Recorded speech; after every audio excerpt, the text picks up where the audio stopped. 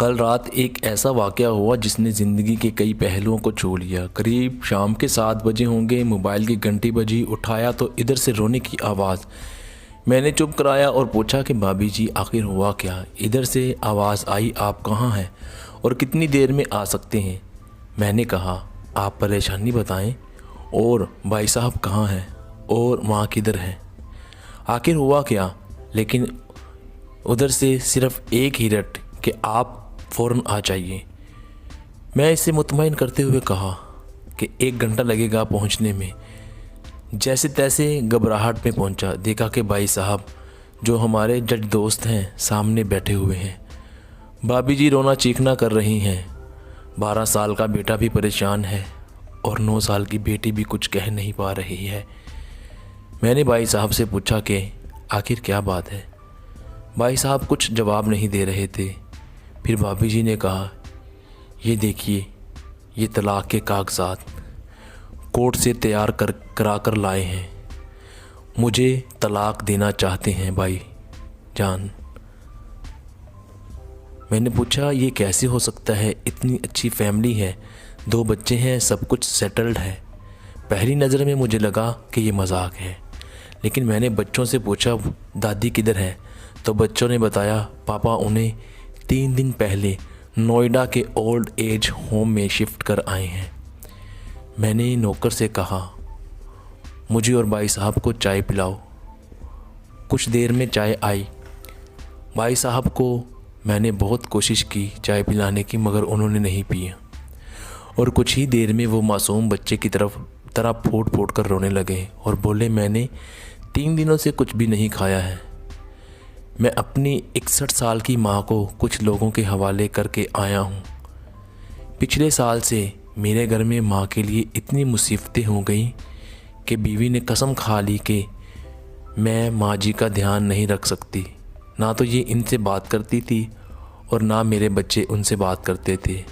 रोज़ मेरे कोर्ट से आने के बाद माँ बहुत रोती थी। नौकर तक भी इनसे ख़राब तरह से पेश आते थे और अपनी मनमानी करते थे। माँ ने 10 दिन पहले बोल दिया, तू मुझे ओल्ड एज होम में डाल दे। मैंने बहुत कोशिश की पूरी फैमिली को समझाने की, लेकिन किसी ने माँ से सीधे मुंह बात तक नहीं की।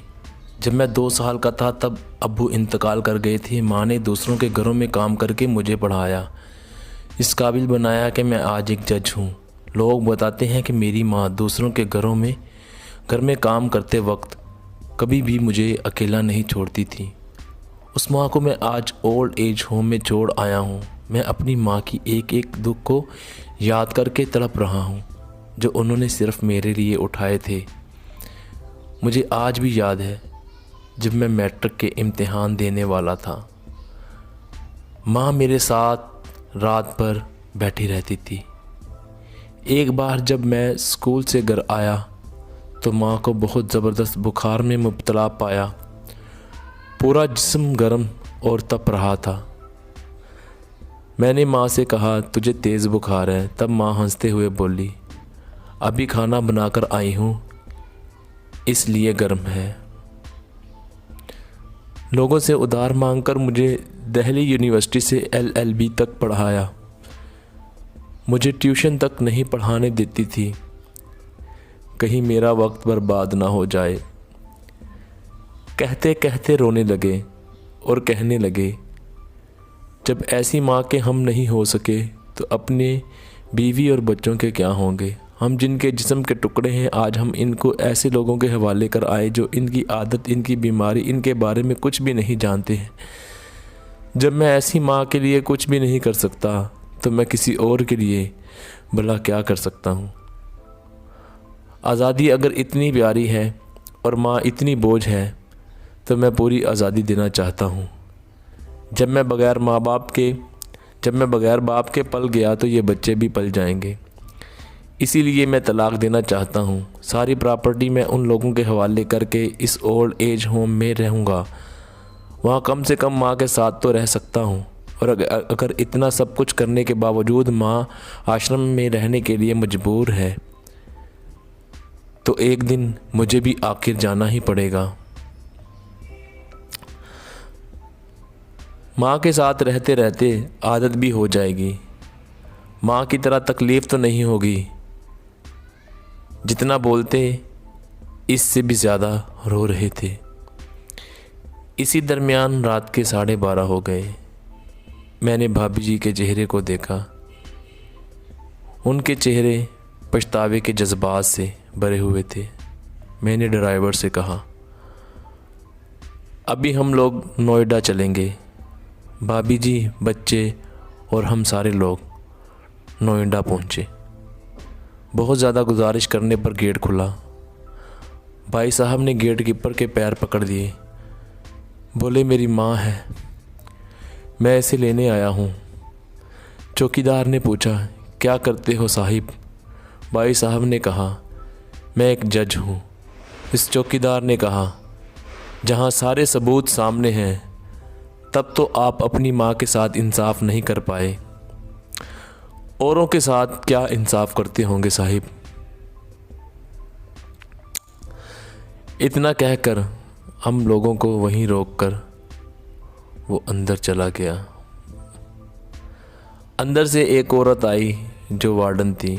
उसने बड़े जहरीले लफ्ज़ में कहा, 2 बजे रात को आप लोग ले जाके कहीं इसे मार दें तो मैं अल्लाह को क्या जवाब दूंगी। मैंने वार्डन से कहा, बहन आप यकीन कीजिए ये लोग बहुत पछतावे में जी रहे हैं।